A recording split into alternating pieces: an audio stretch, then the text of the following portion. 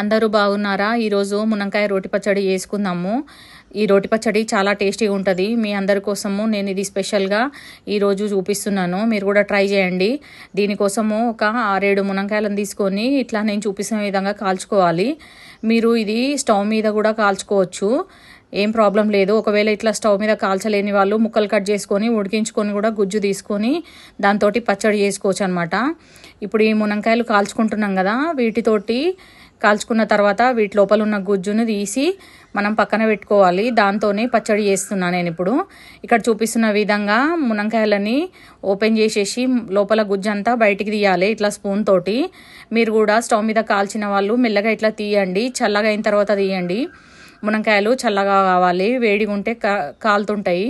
ఇక్కడ ఒక 7-8 ఎండుమిరపకాయలు కూడా ఫ్రై చేసుకోవాలి. కొంచెం కారం ఉండేవి చూసి ఫ్రై చేసుకోండి. నేను కొంచెం కారం తక్కువ వేసుకుంటున్నా.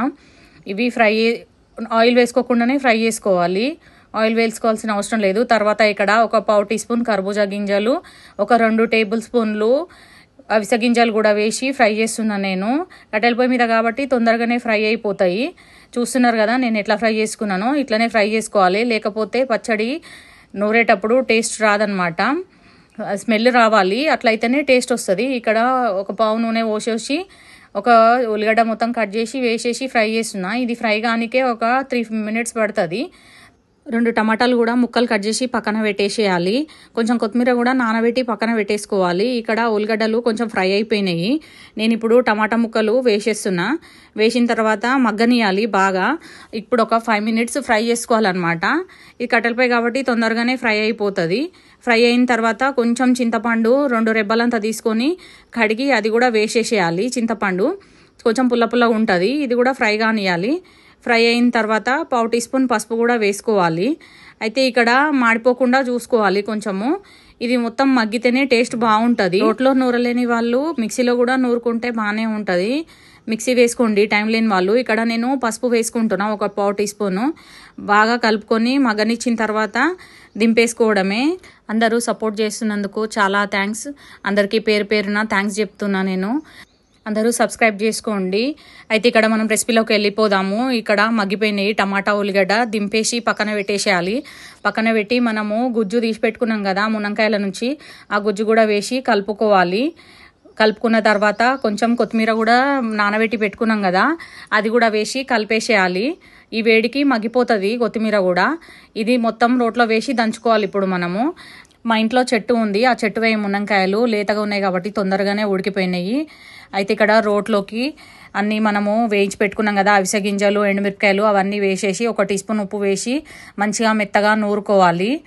అయితే ఈ అవిసె గింజలు చాలా బలము, మీరు కూడా ట్రై చేయండి అవిసె గింజలతోటి పచ్చడ. ఇక్కడ మెత్తగా దంచుతున్నా నేను.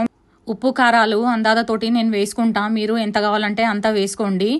నేను ఎప్పుడు అట్లనే వేసుకుంటా. అన్ని కూరలు ఏవి చేసినా కానీ దానికి సరిపోయేటట్టు ఉప్పు కారాలు చూసి వేసేసుకుంటా. ఇక్కడ ఎల్లిపాయలు కూడా వేసుకొని దంచుకోవాలి. ఒక 6 ఎల్లిపాయ రెబ్బలు అయితే సరిపోతాయి. ఇది మొత్తము బాగా మెత్తగా దంచుకోవాలి. దంచుకున్న తర్వాత మనము వేయించి పెట్టుకున్నాం కదా ఈ గుజ్జు, అది కూడా వేసుకోవాలి. వేసి అది కూడా మెత్తగా నూరుకోవాలి. ఇది మెత్తగా నూరుకున్న తర్వాత పోపు పెట్టుకోవాలి. పోపు గిన్నె పెట్టుకొని ఒక పావు నూనె పోసుకోవాలి. నూనె పోసుకున్నాక 1 టీ స్పూన్ జీలకర్ర ఆవాలు కూడా వేసుకోవాలి. కొంచెం నూనె ఎక్కువ వేసుకుంటేనే టేస్ట్ బాగుంటుంది.